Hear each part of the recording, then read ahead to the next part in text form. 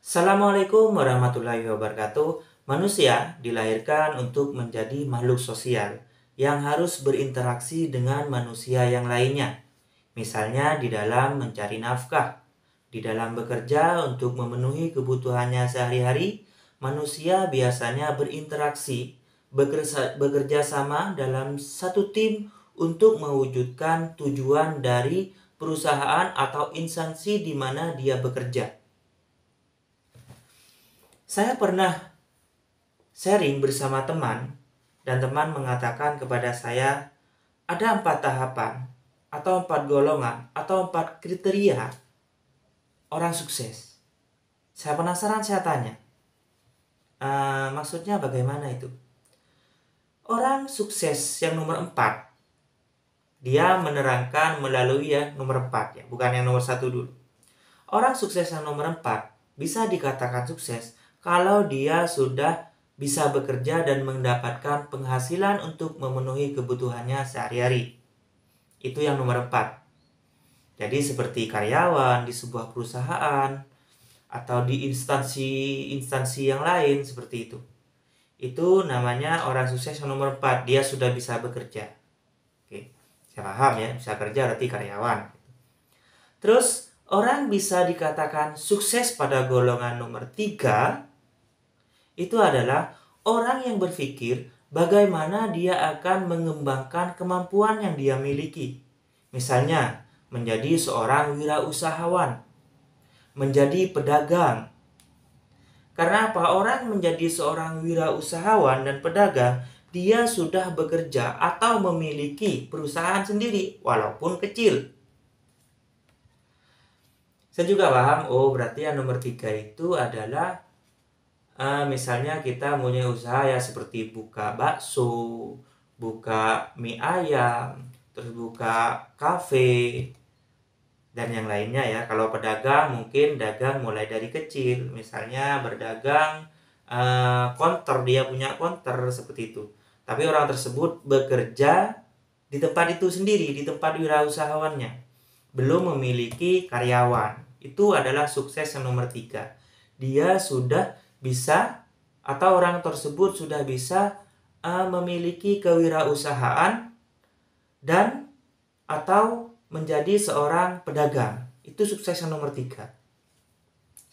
Saya langsung nyantol ya apa yang diucapkan teman saya, betul juga ya. Terus dia bilang lagi, sukses yang nomor 3 atau orang bisa dikatakan sukses, yang nomor 2 itu ketika dia sudah memiliki karyawan. Itu yang nomor 2 ya. Ketika dia sudah memiliki karyawan, tapi orang tersebut atau wirausahawan atau pedagang tersebut masih kerja di sana, di tempat kerjanya sendiri. Contohnya banyak ya. Mungkin pedagang masih ada di tempat kerjanya walaupun sudah punya anak buah. Punya karyawan. Misalnya dia pedagang atau seorang wirausahawan tersebut menjadi kasirnya yang mengatur keuangan atau yang menerima keuangan dari tempat usahanya. Banyak ya kalau kita lihat di masyarakat, misalkan penjual bakso yang sudah rame, sudah punya karyawan banyak, tapi orang tersebut yang memiliki kewirausahaan bakso tersebut itu masih menjadi kasir di sana.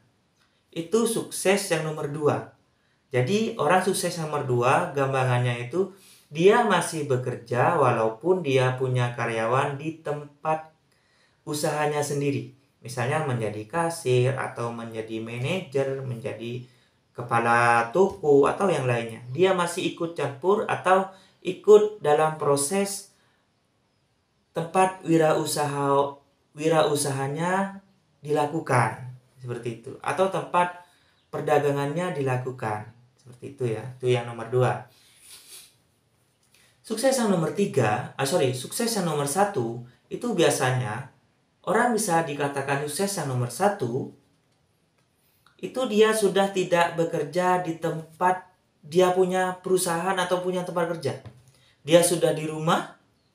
Biasanya ada orang yang sudah menghandle semua. Dia hanya terima pemasukan saja.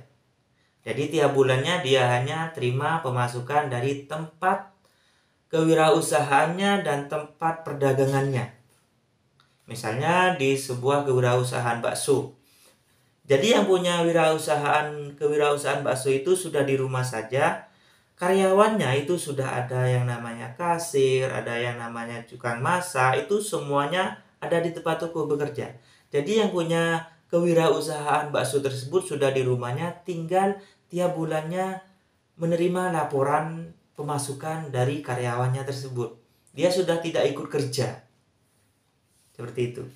Itu keempat golongan atau kriteria atau jenis hasil dari sharing dengan teman saya. Dan orang yang sukses atau orang yang dikatakan sukses pada nomor 1 itu biasanya sudah tidak memikirkan keuangan. Ya, karena apa? Karena sudah ada yang menghandle semua. Sudah ada yang mengatur semua, yaitu karyawannya. Dia hanya menerima laporan saja. Mungkin laporan sekarang pendapatannya dalam 1 bulan 10 juta. Terus bulan berikutnya dapat 8 juta. Biasanya dipanggil untuk manajer-manajernya di perusahaannya itu dipanggil ke tempat dia. Tinggal tanya saja, kenapa pendapatan sekarang menurun dari bulan yang lalu? Itu koreksi ya. Nah, seperti itu kalau orang sukses yang nomor 1. Dia hanya mengevaluasi saja dan menunggu pemasukan dari pendapatan dia mempunyai kewirausahaan atau perdagangan. Biasanya orang tersebut kalau sudah dia ada yang menghandle semua kewirausahaannya atau perdagangannya, itu biasanya karena orang tidak pernah puas ya. Pasti orang mengejar sesuatu terus dikejarnya. Pasti sifat manusia juga tidak akan pernah puas sampai kapanpun. Ada sih sebagian yang puas. Itu adalah hasil sharing dari teman saya. Semoga bermanfaat. Assalamualaikum warahmatullahi wabarakatuh. Jika ada kekeliruan, silakan komen di bawah video ini.